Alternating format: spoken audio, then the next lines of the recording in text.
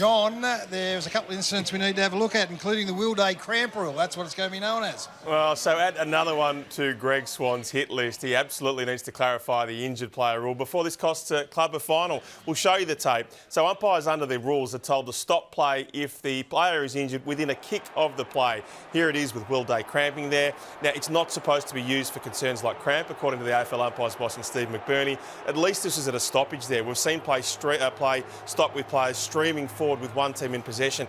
Guys, you know, this is the drama of it. It's so easy to fake a cramp. Imagine last week if Max Gawn was smart enough in those last 8 seconds to all of a sudden drop to the ground with a cramp. Just give his team 40 seconds to maybe work through how they defend that 666 breach. So I'm not sure whether it's maybe only in the last 5 minutes of an AFL game, if it's only for a concussion. I understand that we don't expect these umpires to be doctors, but you guys were hot on it, and you were right to be hot on it in this game. Swanee, he'll be watching. You'll be sitting up. You'll still be watching tonight with maybe a glass of red. How busy is he going to be? Just knock that on the head straight away. So if you're not within... And if it's not a head knock? Well, yes, exactly. Head knocks, let's treat them with the seriousness that they need. But if it's a tap on the ankle or a sore knee, as long as it's not stop and play, bounce it so and away we go. Only related to concussion? So this is 40, 55 metres away. It's off the play. I don't know. If it's cramp, it's even more ridiculous. But this doesn't stop the game. Well, I don't think, unless the player is right where the stoppage is, or it's a head knock, you can't be doing that. And Nixie doesn't look like he's going off at that. Or a stretcher. He doesn't look like he's going off at that particular issue. It might be more structural, but you would be livid. You don't need that. They need to tighten that up this week. Correct. Yeah, and he will, because that's what he's been appointed for, and he's a common sense man. Did they get away with one? I know it didn't amount to much in the end because the Crows won by 14 points, but did Jack Gunston get an extra goal that maybe he shouldn't have?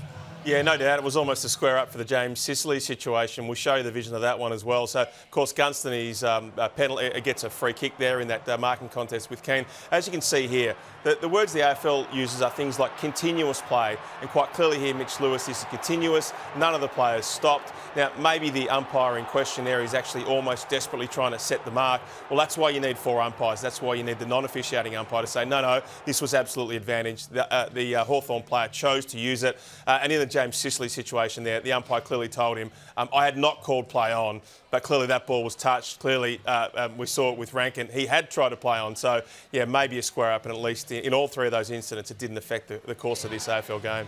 That's an easy one. We won't bang on about that. Well, whilst we're at it, we need to give Dissent.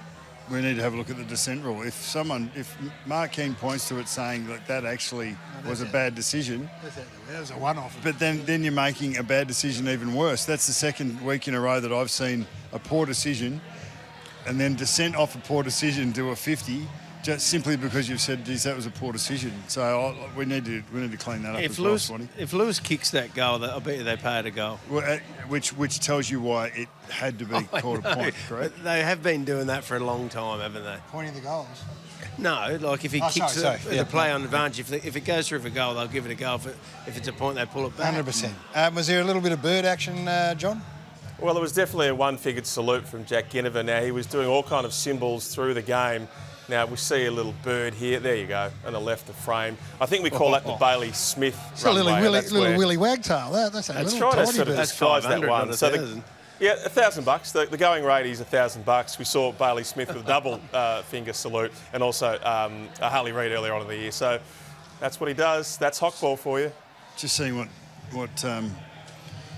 where the wind was coming from. Yes, that's right. Lick your finger. Yeah. Just 3 minutes to 11 local time here. The Adelaide Crows ball. Is this standard? What's sounds that? like a disco. It's a disco in there. Oh, yeah. Why not? Yeah. It's Friday night. I think it's fantastic. But what's happening in there? You said they've got to be here till 11. It's the Arca Bar in there. We'll be back at the Arky Bar next time. Back to you, John. There was a sling tackle. I'm not sure I'll let you say. Is it going to amount to anything, Sam Berry? Well, that music sounds real Ramsgate-style areas to me. No, Sam Berry should be fine. That's the whole thing with the AFL. We're asking these players now, if you're going to pin or you're going to dump, make sure you allow a player to break their fall. So you can see here, as you call it so well in the commentary, Both of those arms are free. It was a whipping motion, so he might get a fine, but he's certainly not going to be suspended there, so nothing to see move along. Hey, just on tomorrow as well, guys, 80,000 at the MCG would be the highest home and away crowd between Brisbane and Collingwood, rather. So the Lions have conceded today. They've almost given up on tagging Nick Dacos. They haven't really got the right tagger for him. Clearly, Josh Dunkley is a super tagger, but they keep feeling like if we move him to, of course, Nick Dacos, he gets 35 and we just drag our own player out of shape. So fascinating to see what happens there. Now, there is another subplot, of course, with the Collingwood and their ageing players. So they're telling their ageing players, we bring in players like Jack Silvani on $650,000 a year for 4 years. It prolongs your career because it keeps us in the window. So the likes of Penderbury, Sidebottom, Howe, absolutely happy to accept those bottom dollar deals. Mycheck's holding out for a 2-year deal on better money. Certainly Darcy Cameron, something similar. So Silvani passed his Pies medical. They're really happy with his body, even though he only averages about 12 games a year. Guys, talk about the challenges of that. Nathan, you've had a lot of those senior players there. Yeah, I think the feeling at Collingwood is we just keep marching forward. We keep getting better. And of course, if we get a player like Jack Silvani in, well, the rising tide lifts all boats, rather. That's the one, mate. Yeah, I think it's hard to keep the band together at times. And Collingwood have had a history of not really handling the TPP that well. So I'm not going to give you too much advice, but Lepper is in that position and has a job to do.